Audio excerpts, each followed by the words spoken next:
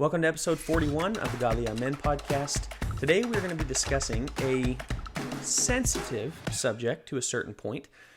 We want to give a brief disclaimer just right off the bat. We will be discussing sex in this. We realize this is a difficult subject for some, and some people, some parents watch this with their kids, and they may say, you know what, we don't want to listen to that at this point, maybe later. We're perfectly okay with that. We are targeting ages 15 to 25, and we're just going to be fully transparent. Most 15-year-olds, I think, are well aware at this point, or they probably should be well aware of the birds and the bees, things like that. They certainly should be. They certainly should be at 15 years old, I think, or they'll be seeing it or learning it from other places. It's not just about sex. We're discussing marriage. We're discussing sex. And, today's culture doesn't really see a purpose for marriage, which is why I think we're seeing it less and less. The divorce rate, I think the divorce rate's going down, and the age of divorce is going down as well. Both, the divorce rate going down sounds great, except for the fact that just people aren't getting married. Yeah. And so they're cohabitating, things like that. But sex has become the most important thing ever in the culture. Marriage, not so much. Sex, yes. Exactly. Yeah. Marriage is on the way down. Sex is on the way up. And gender and sexuality and sex in every single way, seemingly. And it's just weird. It's tough. I was just going to say, because what is the purpose of marriage? What is the purpose of sex? That's what we're going to be hitting with this episode. If you asked your average high school class in the church, give me one paragraph. What is the purpose of marriage? You know how many, of those high schoolers would have their pen and their paper and just staring at it? Like, I don't know. If you ask, what is the purpose of sex? People don't know. Like, this is something we don't talk about in the church. I can prove that because you probably did that. I have done a lot of premarital counseling. And those are two questions I always ask. What is the purpose of marriage? What's the purpose of sex? These stump probably 95% of the people People that I don't work know. with. They just don't know. And we're talking, they're on the brink of getting married. They're 3 months away from tying the knot. They don't know what's the next step in our relationship. We just love each other. Kind of what we're supposed to do. I just wanted the big wedding. Like, okay, that's not a purpose for marriage. Like, that's a nice part of it, I suppose. Yeah. I'm not into the big weddings and all that, but I'm a guy, so I probably shouldn't be. But we wanted to break this up into two parts. We want to look at what is the purpose of marriage, what is the purpose of sex, and this is going to be part one of part two. In the next one, we're going to talk about, are we ready? Like, when do you know you're ready for the next step? When do you know you're ready for marriage, and looking into things like that? But we wanted to establish first and foremost, what's the purpose? What's the purpose? Why are we even doing this? And so, Will, I want you to get us into part one of the outline, which is the purpose of marriage. Well, yeah, so you think about the way the world currently views marriage. Like you said, marriages are going down. It's certainly not viewed as sacred. I mean, people can, obviously homosexuality has been legal for virtually all of my lifetime, at least as long as I can remember. You've got people who are marrying animals, people who are marrying sex robots, people who are marrying. There was an article a few years ago about somebody married their phone. Marry yourself. The world doesn't view marriage as sanctified at all, as something that's important or valuable. And I was thinking about this because we were actually having me and some friends, my wife and I and some friends were talking about Travis Kelce and Taylor Swift. Believe it or not, the big. Yep. By the time this comes out, maybe they're broken up or something. Probably. As of recording, they are the biggest thing on everybody's social media timeline right now. Might give her a brand new album though on the breakup. Yeah, exactly. That breakup album will be really good. We were talking about how man, it's a great move for Travis Kelce to date somebody who's worth $700 million and maybe marry her. And one of my friends made the point, for somebody like Taylor Swift, worldly, not a Christian, why get married? Right. What's the point? Other than half of your money now goes to somebody who didn't earn it. $350 million. So somebody in the world, somebody like her, somebody like Taylor Swift who, I don't think claims any kind of religion or faith or anything like that, why would you get married? What's the point? If sex is not sacred, if it's not, just go have sex with people and don't worry about getting married. That's what a lot of people think. That's what a lot of people in the world, that's what they view relationships as, is, sure, maybe you live together, maybe you, are close partners or whatever. Marriage isn't that big a deal to them. It only serves, especially for somebody like Taylor Swift, as a downside. Does that make sense? It's not viewed as important. That's exactly it. And why would it be? Legitimately. If you stop and think about it right now, remove God from the idea of marriage, what purpose does it serve? Why not just, date whoever you want? Right, date whoever you want and be in a civil relationship, I suppose, a civil union, whatever you want to say. Okay, you can stay married, or not married, you can stay in the relationship for 10 years, but there's no, when you break up, inevitably, of course, everybody does, right? When you break up, instead of divorce, You don't have like the, hey, you get 50, I get 50. Like, You just go your separate ways. It goes to separate ways, and it's nice and clean. And of course, everybody wants to test drive the car, so they're all living together before, and they have no reason to do otherwise because they don't know why. And it's not just fornication's wrong. We'll come to that part a little bit later in the outline. But yeah, the world has no purpose for marriage, which again, as you bring up, marrying the sex robot, marrying gay marriage. We fought so hard for marriage to be between a man and a woman, but I'm convinced most Christians had no idea why. Other than, well, God said so. Okay, yes, why did God say so? Why does it have to be between a man and a woman? There's a lot of things like that I don't know, I just find it very fascinating that it hit me, and I think it hit you, that it's like, there really is no point for marriage for the world because it just makes everything messy. And the sad thing is, how many people have grown up watching their parents get divorced? Even 25, 26, 27 years in a marriage. They are in college before their parents go, I'm calling it quits. If that is what I'm seeing, why in the world would I want to get married? Because nothing is safe. 27 years into marriage, I could hate this person and get divorced. The other thing that's such a bummer, and you can get into Genesis too as soon as we're done here, kids in the church grow up in the current media age. Marriage is very much looked down upon. This speaks to the point of why does the world need marriage? Marriage is looked down upon. Like it's you're limited, right? You're tied down. I'm not even just talking about the old ball and chain jokes. I'm talking about they look at all these celebrities, they look at all these shows and all what music tells them, and all the songs are about. Not a lot of them are about marriage and enjoying your spouse. No, it's kind of about freedom and dating a bunch of people and sowing your wild oats and all these things. Like, marriage is not painted in a positive light. So for kids that are watching a bunch of Netflix shows and kids that are immersed in the world and media and the culture, they're seeing Kendall Jenner date everybody, that, I don't even know the best way to put that. Like, all the NBA athletes, like that's, right. She made her way around the NBA. Like, that's what young people look at and idolize. Like, man, what a life. Just get to date whoever you want. Have sex with whoever you want. Oh, yeah. They're not looking at marriage. A lot, I shouldn't say, a lot of young people in the church are not looking at marriage. They're looking at marriage the way the world does, not the way God's word does. This is thus the need for this episode. Right. And this is why marriage and sex go hand in hand, is because when we're talking about the purpose of marriage and the importance of marriage, yes, the sanctity of sex as well comes into this, and making sure that, monogamy is very, very important. But to the world, why would monogamy be important? And even to those in the church that push it, and we're going to get into this, so I'm kind of jumping ahead, but the idea that sex is only for procreation, then would the Elon Musk approach not make more sense? If it was just about procreating and filling the earth, would it not make more sense, kind of in the Old Testament polygamy, to have as many wives as possible or as many partners as possible? And that's Elon Musk's idea. Is I think he's got like 8 or 9 kids from 4 or 5 different women. I mean, his whole point is, I want smart people populating the earth. And so he handpicks them. Why he picked Amber Heard, I don't know. She's nuts. I don't think she had one of his kids. Thank goodness. She's crazy. But this is why this is important. So I wanted to come back around to Genesis 2. You already mentioned it. Yeah. Starting in verse 15. Then the Lord God took the man and put him in the Garden of Eden to cultivate it and keep it. The Lord God commanded the man, saying, From any tree of the garden you may eat freely, but from the tree of the knowledge of good and evil you shall not eat. For in the day that you eat from it you will surely die. Then the Lord God said, It is not good for the man to be alone. I will make him a helper suitable for him. Out of the ground the Lord God formed every beast of the field and every bird of the sky, and brought them to the man to see what he would call them. And whatever the man called a living creature, that was its name. The man gave names to all the cattle, and to the birds of the sky, and to every beast of the field. But for Adam there was not found a helper suitable for him. So the Lord God caused a deep sleep to fall upon the man, and he slept. Then he took one of his ribs and closed up the flesh at that place. The Lord God fashioned into a woman the rib which he had taken from the man, and brought her to the man. The man said, This is now bone of my bones and flesh of my flesh. She shall be called woman, because she was taken out of man. For this reason a man shall leave his father and his mother, and be joined to his wife, and they shall become one flesh. And the man and his wife were both naked, and were not ashamed. That is a unbelievable passage. Joe could speak for the next 6 hours right now. I really, just really on could. Those verses. I preached for probably 3 months on Genesis 1, 2, and 3, not on the evidence side, but on the relational side of things. It's a fascinating part of the Bible because this is the pinnacle of God's creation. He gives man purpose. He gives man work. He gives man life. He gives man law. He gives man a relationship with himself. Man is completely set, except one thing. It's not good for man to be alone. Yep. What I find interesting here is God doesn't immediately create Eve. He says in 2:18 it's not good for man to be alone. He doesn't just create Eve right there. Correct. He brings all of the animals to Adam for him to name. Why? My theory is he brings them to Adam so Adam could want Eve.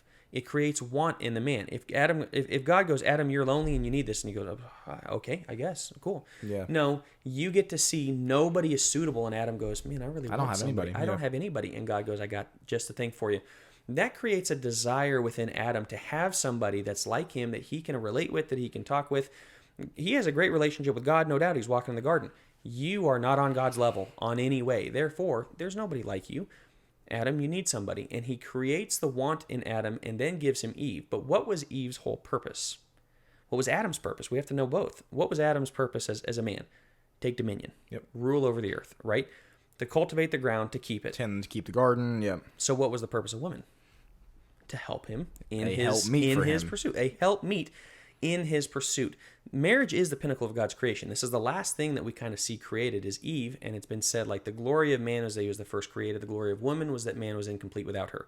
Both had glory, and the pinnacle was they were the pinnacle of God's creation. Marriage was the pinnacle of God's creation, but man had purpose. He had so much without woman, but he was still incomplete without her. Yeah. That speaks to something that is so whole, so holy, so pure, so lovely, and the world doesn't grasp any of this because it's a covenant relationship between man, woman, and God. You remove God, then it's just this covenant between man and woman. Well, we'll just be best friends and live together. Like, what is the covenant that you're together based on, if not God? That's what I was going to get at, because you just explained that incredibly well. As far as that's literally when marriage was founded. That was the when God was saying, this is what I want marriage to be like, that was it. Like, that was the pinnacle of it. Nowadays, I am curious, like, what answers have you gotten when you ask people, what is the purpose of marriage? Because I think a lot of people, it's like, man, they really make me happy. I enjoy hanging out with them. So let's get married, like, let's live together. Let's take the next step. I think a lot of people don't know, I guess. Correct. Is my point. Like, what the purpose is for marriage, as we talked about to start the episode. What are the answers that people have given you? Because I'm sure a lot of people you talked about have been in the church. Maybe not everybody, but a lot of them have. I've heard a couple times it's the next step in our relationship. We just feel like this is what we're supposed to. God wants us to get married. It's wrong to have sex outside of marriage, which is true. That doesn't answer the question as to, okay, God wants you. Why does God want you to get married? They're still stumped. I've had the blank looks of like, I genuinely don't know. Yeah, exactly. And then I've had we feel like this is the relationship. Like, this is a way to basically tell it in front of all our friends and family and in front of God that we're committed to one another, which is probably the closest answer, I would say. I still think it misses the point of, like, why did God create the union of marriage? And the whole point is man was created to rule the world and woman was created to help him in that pursuit. Yep. That's the key. And the man has the mission, the woman is to help on the mission. That's exactly it. And hers is to keep house, as Paul talks about, to really keep everything on the home front going while he goes out and slays the dragons and conquers everything. So what do you do with the households where the guy is the manny, right? Where he stays home with the kids and the woman goes out? In my opinion, it's a direct violation of what subverts the whole point of marriage. Yeah. It literally subverts it. Like, man is given the purpose, woman is to help him fulfill the purpose of taking dominion. So I think the union created in marriage was essentially to basically, again, rule the world. And where do children come in? Well, procreation, be fruitful, multiply, all of that is in there. Imagine if Adam rules the world for 50 years, maybe 900 years. Cool. He lives for 931, something like 930 maybe. Oh, I knew that. Oh, I know. At one point I knew this in this one of those Jeopardy questions. I think he was 930. I was going to say it's either 930 or in the 930s. I know it's somewhere around 930. You keep talking. Give me your Bible. Yeah, I'm there going you to go. look, because Genesis 5, of course. There you go. So, and you go ahead and turn to Ephesians 5 after you find that. You can read that one. But yeah, I think, Adam could live for 930 years if there's nobody to carry on the vision, if there's nobody to carry on the work of taking... 930, all right. If there's nobody to carry on the work of, or the vision that Adam had and the taking dominion, what's the point? Like, truly, what's the point? If you can basically take dominion for 50 years and then you die, okay, well, that seemed rather purposeless. Therefore, kids have so much meaning in marriage that if you can have kids, I think you should have kids, because it's all about, if you see marriage as my job is to take dominion of what God has placed me in front of, and my wife is going to help me in that pursuit, why would you not want to pass that on for 500 years, generation after generation? Yeah. It's a legacy. And specifically as Christians, our job is to rule, take dominion for Christ, right? He rules over the world. We want to let people know that, basically. The legacy of being able to do that generation after generation, which we kind of see in the Shema, Deuteronomy 6, marriage is so important. It also, and go ahead and get us into Ephesians 5, there's going to be something about the Godhead here. Yeah, so Genesis 2, institution of marriage, basically the best place to go for marriage. The other best place is here in Ephesians 5, where Paul is laying down guidelines for the church and saying, you don't walk the way the rest of the Gentiles walk. Instead, you do this now. You walk in this way.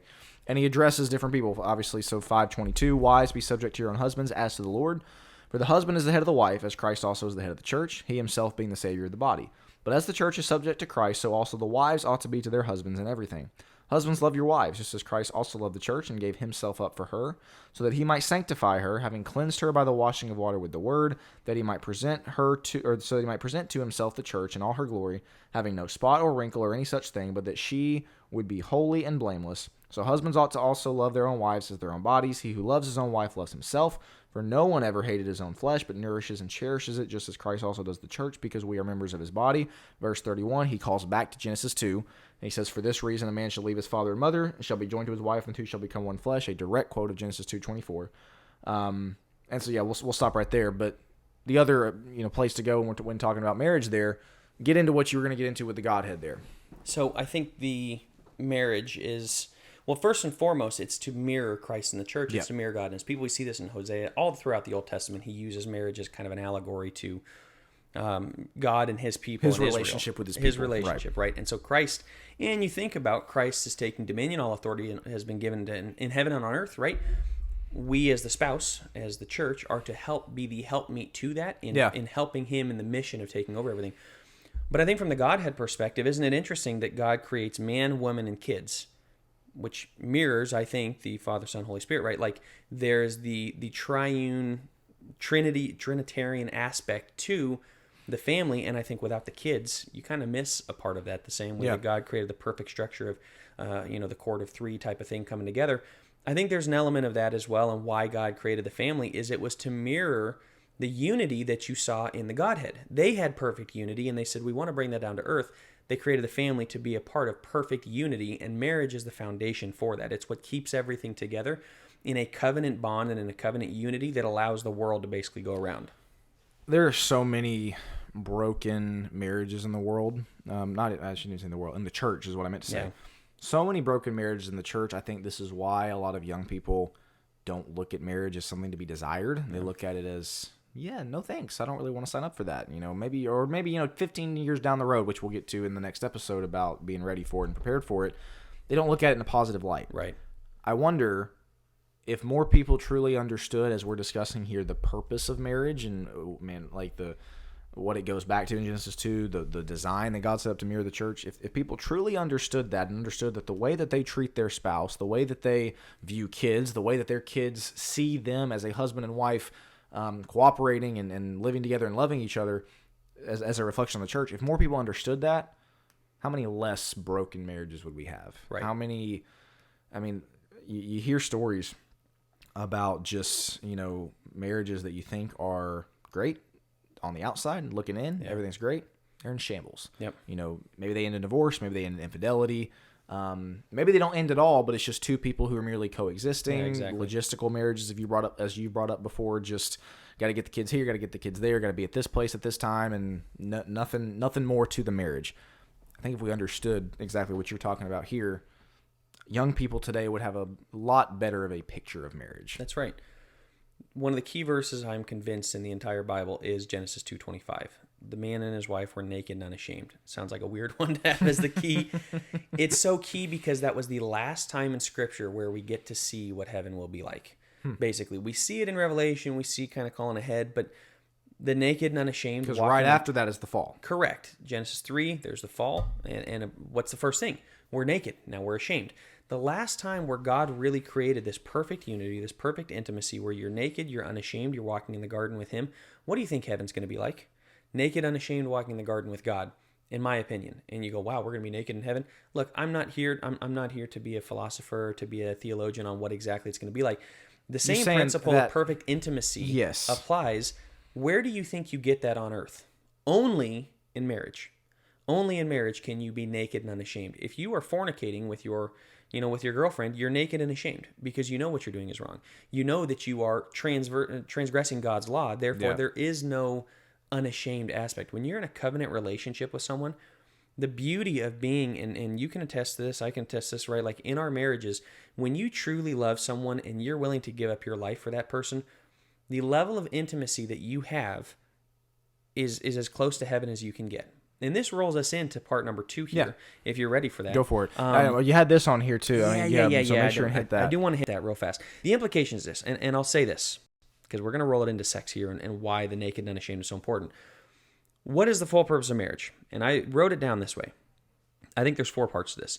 For a man and a woman to come together in perfect intimate unity, to experience a taste of God's perfect love for us, while working together to take dominion of what God has given them, so they can pass it to the future generations. Joe, you don't have that memorized? What on earth, man? I know. You're sitting here having to read it? I know. I'm slacking. I'm slacking big time. I'm going to read it one more time. For a man and a woman to come together in perfect intimate unity. So there's the first aspect. Correct. Number 2, to experience a taste of God's perfect love for us, while, number 3, working together to take dominion of what God has given them. So, number 4, they can pass it to future generations. I think that encompasses, I should say, or incorporates every part of marriage, the kids, the part with God, and really like shining the light and showing others what the relationship between God and his church is, Christ and his church, the intimacy, all of that. The implications of this means marriage isn't just 2 individuals coexisting. And you spoke to this very, very well just a second ago. How many times do we see it in the church where it is truly the couple just, again, they are okay with one another. Maybe they sleep in opposite rooms. Maybe they sleep in the same room, but like they just coexist. They're basically friends. They're glorified friends. That you can't say that they have perfect intimacy with one another. That's another thing. That it's not for people who are filled with secrets. They have a bazillion things going on, and oh, I forgot to tell you this, and yeah, I don't even know about my wife's history, and I don't know what happened to hers in her childhood, and oh wow, he had this raging porn addiction, and all of these secrets. There's no intimacy in that. There's no closeness. There's no perfect, naked, and unashamed. I can't remember if we've talked about this in a previous episode. I don't think, if we have, I apologize. It'll be redundant, but I know there's a lot of guys that are our age or younger, again, 15, 25, who can look around and visibly see the types of marriages you're talking about. They don't really look like they enjoy being together. Right. They don't smile at each other. They don't laugh at each other. They don't seem to enjoy sitting by each other. And it's so sad to me. It's so frustrating to me. And this is a young person rant. I understand. It's so frustrating to me that we have congregations full of alleged Christians whose marriages look as unappealing as imaginable. No wonder kids would much rather just go and have sex with everybody and not get married, because they look at married people in the church and say, you look miserable. Why would I want any part of that? It's so frustrating and upsetting to me that marriage can be so amazing and so wonderful if you'll just work at it, and if you'll just, obviously, as we're discussing, like, know what it's all about. If you'll just try and work at it. People don't. They just coexist. They just have the logistical marriages. They show up to church and they are married, yes, but people look at them and go, why would I want that? Right. Why would that be something I would ever want to strive for? And yet we get so mad at young people when they go looking other places to find their relationship advice, I guess you might say, the what they want to do with the opposite sex. They shouldn't. It's still wrong.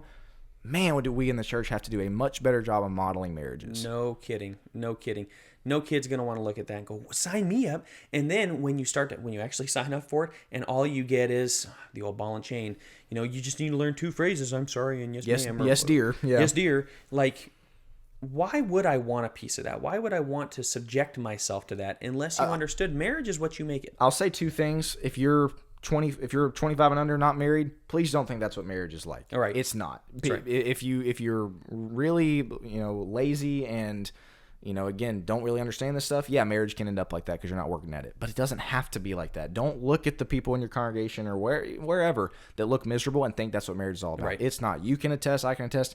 It's incredible. It's the best. The other thing I would say, if you're 40, if you're older than 25 and maybe we're describing these types of marriages and you're like, maybe I'm in one of those right now, fix it. Do everything you can to go the other direction and put the work into your marriage. Again, kind of a little soapbox there, but continue on with your thought. My point is, for you young people watching, it doesn't have to be that way. That's right. It is, again, it is what you make it. If you want to work really hard on your marriage, if you want to read marriage books, if you want to Make sure that your communication patterns are good. Work through your individual traumas that you're bringing into the relationship and all those things. We have more resources now than ever to make sure that you have a good relationship. So don't buy into the marriage has to stink. It doesn't. It can be what you want. Last thing I'll say, and this is kind of controversial before we move into the sex part of it, which is marriage is not for bums who are aimless in life. On the surface, you go, well, duh, yeah, No. Can you say that again? I like that line. Marriage is not for bums who are aimless in life. I love that line. That's exactly right. It's not. Your job is to take dominion. That's why God created man, is to rule. I don't think that's changed. I don't think it was, that's just Adam. Yeah, so Moses and every other leader in the Bible, I guess, didn't have to abide by that.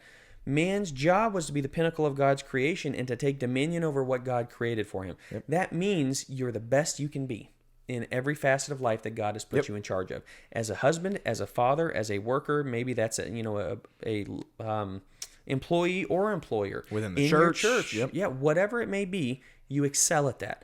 And if you're not ready to excel and all you want to do is sit on the couch and play video games and have your spouse kind of sit next to you and feed you potato chips, no.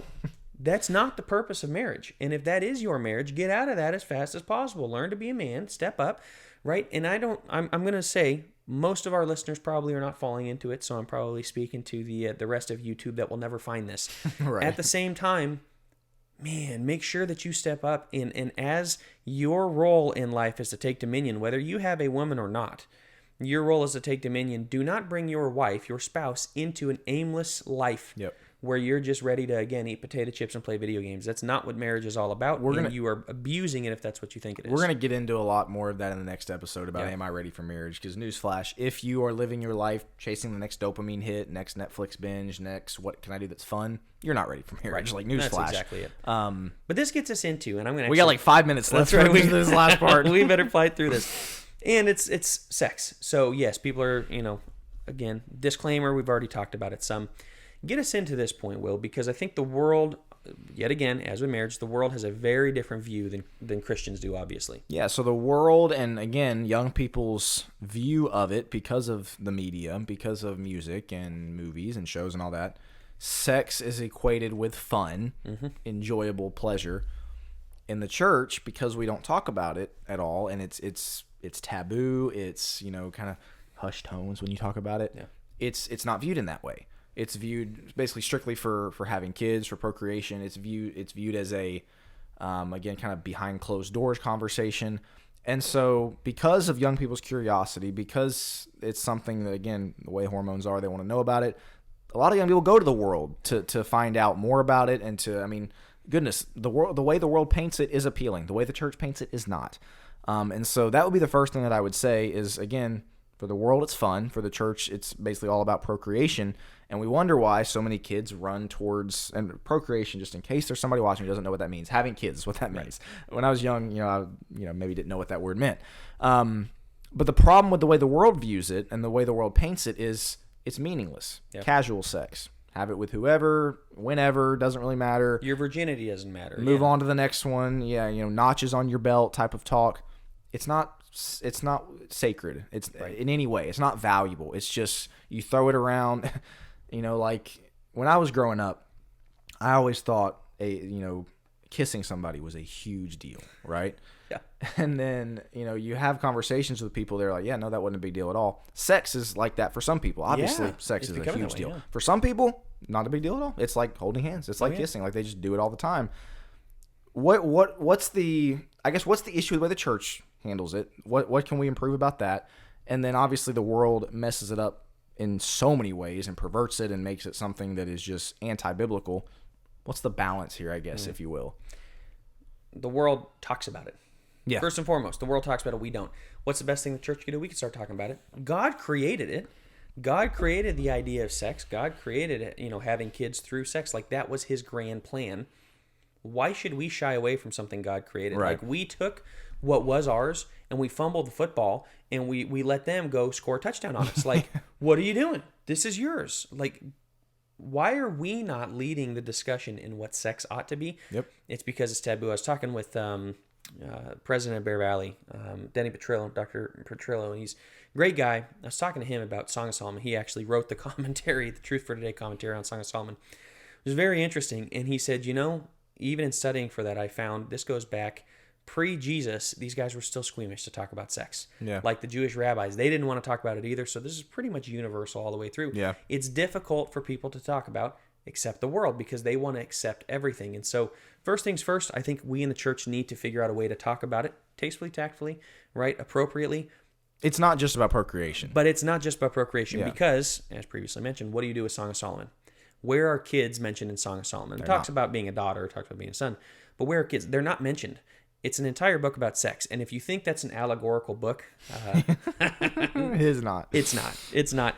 Check out, we will be having on Focus Plus, just a preview. I will be teaching Song of Solomon. I've taught it at Nashville School Preaching. And I'll be putting that on after we finish our Revelation study for understudy. And we're going to go into this. It's not allegorical at all. The book is about beautiful sex. That's what God intended, is for a man and a wife to have this blissful relationship and this intimate relationship. And I think sex is the pinnacle of intimacy. So what that means is, I think there's 4 domains of life. I've probably talked about it before. Physical, intellectual, emotional, spiritual. If you're looking on it, kind of going down, I look at it, intimacy pyramid is what I call it. It's PIES, P-I-E-S. Physical, intellectual, emotional, spiritual. Yep. If you want to have good sex, and this is what I get at with people coming to me for therapy, couples therapy, our sex life is terrible. I never talk about sex first thing. That's not the point. Your sex life is terrible because one of the other 3 is really failing. And once you figure that out, the sex life will be fine. 9 times out of 10, they're secrets. They're spiritually on completely opposite ends. They don't talk about emotions with one another, nothing. Yeah.